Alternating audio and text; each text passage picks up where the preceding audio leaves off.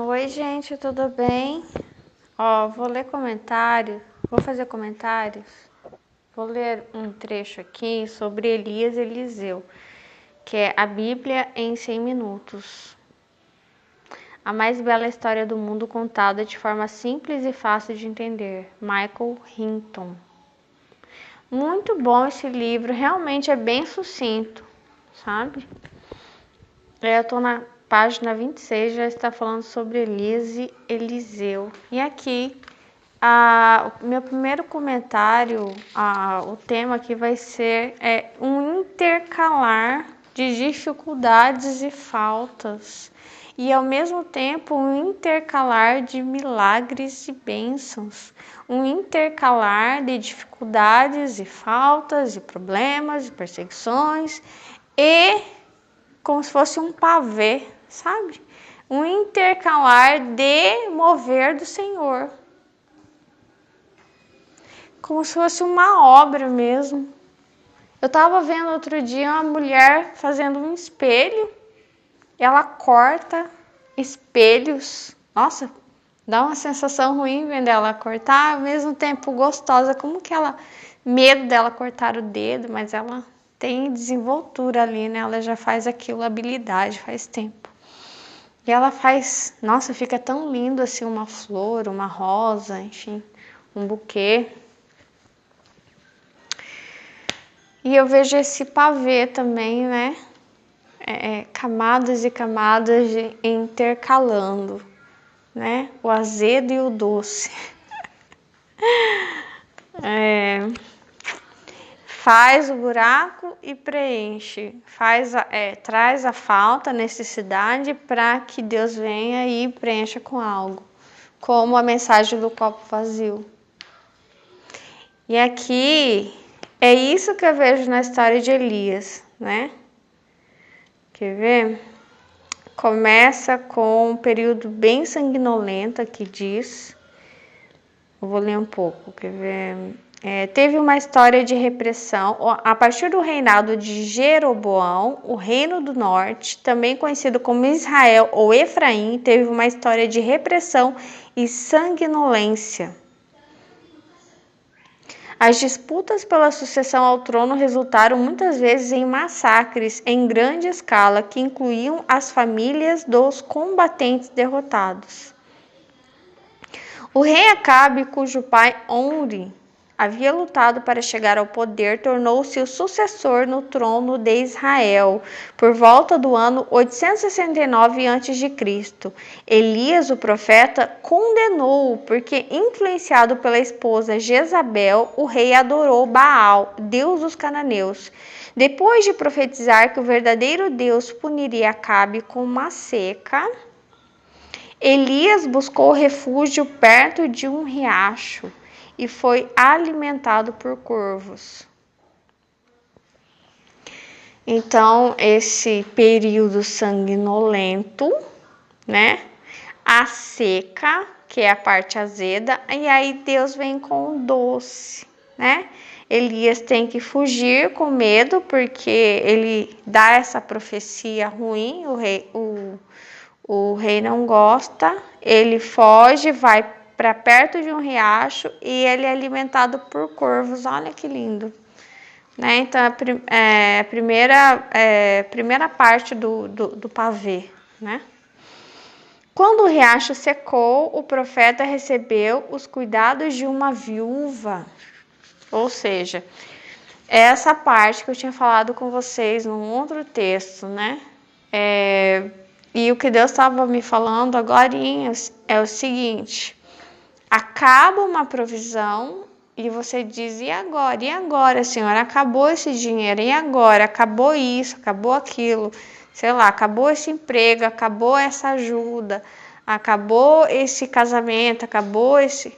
Pode ser também, né? Não sei, acabou alguma coisa aí do doce, o doce acabou. E agora? Não, Deus manda ir lá, Deus tem uma provisão. Então, se não acaba, né? Nem que ele mande você esticar um pouco mais a perna para alcançar algo, esticar um pouco mais o braço, mas não acaba. Talvez acaba aí nesse lugar, mas tem em outro lugar. Tem, entendeu? Então, assim, o cuidado do Senhor, ele continua. Como, por exemplo, Elias estava lá, vivendo a sua vida, né, como profeta, estava tudo bem, até que ele fala algo, alguém não gosta, e aí ele tem que, né, se refugiar, e Deus manda lá onde ele está, lá onde ele se esconde, não é possível se esconder do Senhor, ele manda ajuda lá. Então, esteja onde você estiver, Deus vai enviar ajuda. Acabou a ajuda nesse lugar, Deus vai mandar ajuda através de outra pessoa, enfim, em outro lugar. A gente só não pode desistir, né? Como retribuição de sua hospitalidade, ele reabasteceu de forma milagrosa o escasso suprimento de farinha, e nessa busca por sobrevivência, porque ele está buscando sobreviver, né? Longe do quê? Um pouco como se ele estivesse longe da missão dele de profeta, né? Porque ele queria estar ali como profeta, né? Com as pessoas mais importantes. E por um tempo não, ele tem que ficar recluso, ele tem que ficar longe. E ali, na casa de uma mulher pobre, assim, né? Porque ele estava ali com os reis, né? Imagina, ele tá com uma pessoa bem menos importante, né? E buscando ajuda ali. Porque Deus poderia ter arrumado uma pessoa importante também, né? Para ajudá-lo, uma pessoa que tivesse condições, mas não. Ali ele é usado também para ajudar essa pobre viúva, não só com a multiplicação do alimento, mas depois acontece algo ruim, o que o filho dela morre e ele faz o milagre, né? Ele não, Deus, né? Usa ele. E aí o milagre acontece que o menino volta a respirar. Depois ocorre aquele desafio, né? Os profetas de Baal não conseguem trazer chuva e o Elias consegue. Até esse pavê ele vai sendo montado de azedo e doce, até que Elias é chamado a ir com aquela carruagem de fogo e passa o seu manto para o Eliseu. A única coisa que eu vejo aqui é que qual é a falha de Elias? A falha de Elias não é ficar triste. Não é o que eu vejo, claro. Uma das grandes falhas de Elias é querer morrer, né? Não ficar triste, né? Ficar triste é que nem chorar, é que nem espirrar, é que nem ficar com raiva, ficar bravo ou sentir dor. Sentir dor é importante para que você entenda o que há de errado, né? Para você procurar começar a agir de uma forma diferente, enfim. Seja em relação à saúde física, emocional. Se a gente não sentisse, né? Uma vez acho que eu li um livro, se a gente não sentisse dor, facilmente a gente perderia, né? A perna, o braço por aí, iria bater, iria cortar, perder e não sentiria. Então, assim, é importante. A dor, ela mostra o que há de errado. Então, a gente tem que se atentar se algo está doendo, não é normal, não é para doer, entendeu? Amizade não é para doer, relacionamento não é para doer. Não é para doer, sabe, nada. O seu trabalho não é para doer, entendeu? Não é para doer, as coisas não são para doer.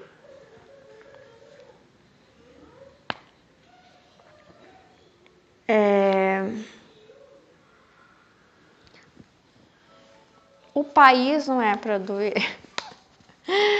Nada é para doer, a família, né?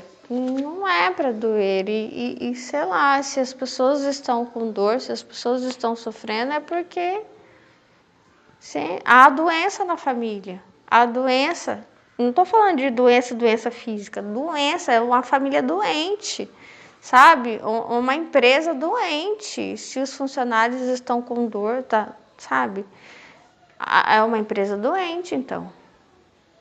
Então, é um casamento doente, é um relacionamento, é um namoro doente, é uma amizade doentia, empresa doentia, um país doentio, sabe? Uma comunidade doentia, pode...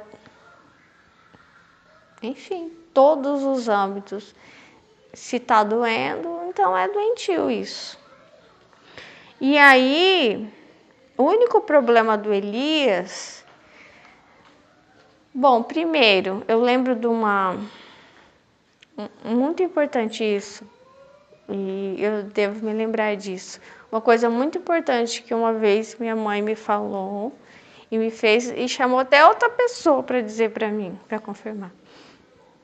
Nunca, nunca, nunca, nunca, nunca, nunca, nunca fique triste por causa da atitude de outra pessoa. Nunca. Fique triste apenas pelas suas atitudes. Nunca, nunca, nunca, nunca, nunca, infinitamente, nunca fique triste pela atitude de outra pessoa. Não, se não está em suas mãos, não está em suas mãos, entendeu? Então, não se entristeça ou pelo menos tente, entendeu? Então, eu lembro mais ou menos que a minha mãe disse assim, que eu me abatia muito, né? Pela atitude de outra pessoa, pela escolha de outra pessoa, e que eu não podia fazer isso, continuar fazendo isso. Que ela tinha identificado isso em mim. E é verdade. Então, assim, se você faz isso, não faça isso. As pessoas têm suas escolhas, cada um tem suas escolhas. Então, assim, a única tristeza em relação ao nosso é o nosso próprio comportamento que leva a arrependimento, mas você não pode se arrepender pelo outro, você não pode mudar o outro. Então, ele se entristecendo e querendo morrer por causa de Jezabel. Ah, eu quero morrer por causa de Jezabel. Não. Você tem a sua vida, você tem o seu trabalho, você tem o seu jeito, você tem a sua construção de vida. Eu lembro, nos dias próximos ao meu aniversário, Deus estava me dizendo muito que o caminho é a vida é o caminho. Então você tem a sua construção e você tem todos os seus méritos, entendeu?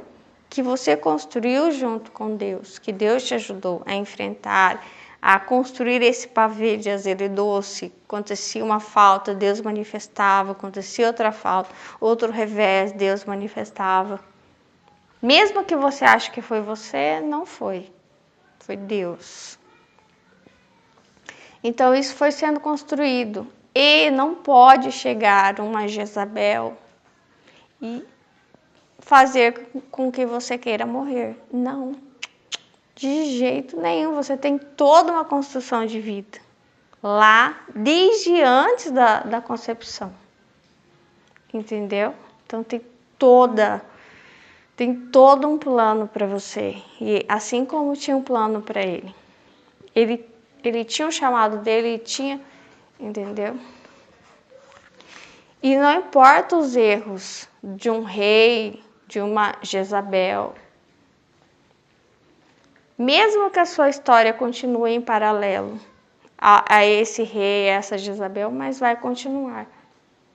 Às vezes você vai se relacionar mais com os corvos, mais com as viúvas, mais com essas crianças, com essas vasilhas vazias, do que com o próprio rei e rainha, entendeu? E o segundo erro dele, para mim, é a sanguinolência. Aqui no início ele já começa a sanguinolência. É um tempo de sanguinolência, porque o que eles queriam? Eles estavam disputando, né? Disputando. Então, assim, muita raiva, muito ódio, muita sanguinolência, entendeu? E Jesus disse: só de olhar para alguém com ódio, você já matou essa pessoa. Só de olhar, olha só como ele eleva o nível que eu quero lá no céu. Olha o nível. Olha o nível das pessoas que eu quero lá no céu. Elas nunca vão olhar para você com ódio. Nunca. Nunca. As pessoas que sobem, né? Porque as outras descem. Então, assim, qual foi o segundo erro de Elias para mim? A sanguinolência. Então, assim, eu não posso enfrentar uma pessoa e querer vencer essa pessoa fazendo a mesma coisa. Entendeu? Não é assim. Né? Então, assim, Elias e os profetas de Baal, elas por elas. Sanguinolência com sanguinolência, ódio com ódio, raiva com raiva. Qual a diferença? Qual a diferença? Jesus falou sobre isso. Entende? Odiar o seu inimigo. Todos fazem isso. Não precisa conhecer Deus. Então, assim, esse é o segundo erro de Elias. O primeiro erro dele é ignorar toda a construção de vida dele por causa de um estranho que chega dizendo que ele está errado.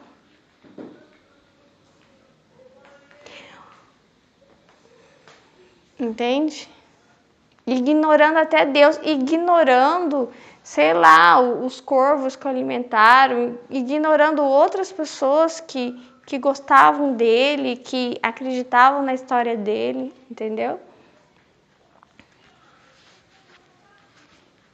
Nem que seja que pessoas analfabetas acreditem em você, pessoas simples.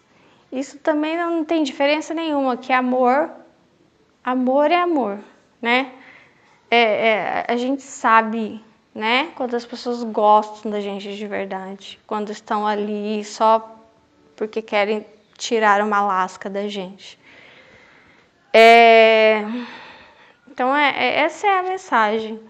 É a primeira vez que eu falo do que eu acho do Elias, né? Eu já sempre falo de Davi, de Salomão, mas eu estava aguardando essa, mas eu sempre achei, sempre não, né? De uns tempos para cá, quando eu comecei a ver as coisas melhor, eu sempre vi isso em Elias, né? E deixa eu ver. Então é isso,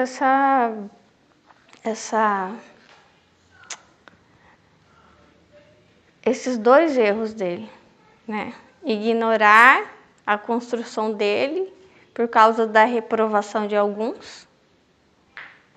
E, em segundo lugar, contra-atacar os inimigos com o mesmo comportamento. Ou seja, se igualando. Tchau, gente. Deus abençoe vocês.